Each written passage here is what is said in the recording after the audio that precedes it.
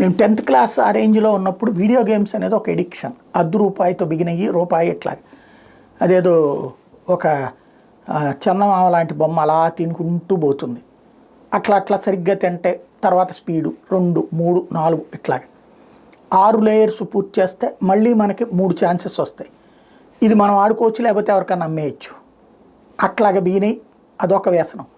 అట్లాగే kung fu fighting 1, 2, 7, 8, 10 దాకా దాంట్లో ఇవి ఉండే అది రూపాయి వేస్తే ఈ 10 లేయర్లు ఫస్ట్ లేయర్లో కొడితే 2కి వెళ్తాం, 2తో కొడితే 3 ఇట్లాగా 10 లేయర్స్లో మనం కనుక అవతలని హిట్ చేస్తే ఆటోమేటిక్గా ఇంకొక ఛాన్స్ వస్తుంది.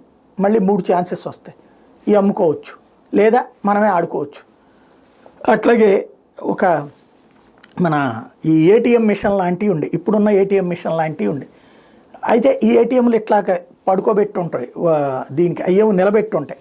దాంట్లో రూపాయి కాయిన్ వేసిన తర్వాత మనం 3 చోట్ల 3 బట్టలు నొక్కితే 3 ఇట్లాగొస్తే ₹5, ఇట్లా వస్తే ₹10, నిలువుగా వస్తే ₹7, అడ్డంగా వస్తే ₹15.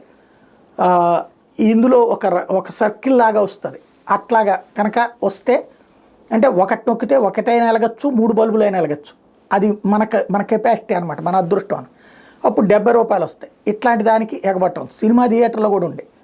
అట్లా డబ్బులు బాగా సంపాదించుకున్న వాళ్ళు కాదు, డబ్బులు బోల్డ్ అంత పోగొట్టుకున్న వాళ్ళు ఉన్నారు. తర్వాత వాటి మీద పోలీస్ రైడ్స్ లాంటివి బిగిన్ చేశారు. వాటిని నిషేధించారు జూదం అని చెప్పి. ఇప్పుడు చేతుల్లో ఉన్న సెల్ ఫోన్లో ఎవరు నిషేధిస్తారు? అప్పటికి ఈ పేకాట లాంటి వాటిని నిషేధించిన కొత్త కాన్సెప్టు. టోటల్గా దేశంలో 55 కోట్ల మంది మొబైల్ గేమ్స్ ఆడుతున్నారట.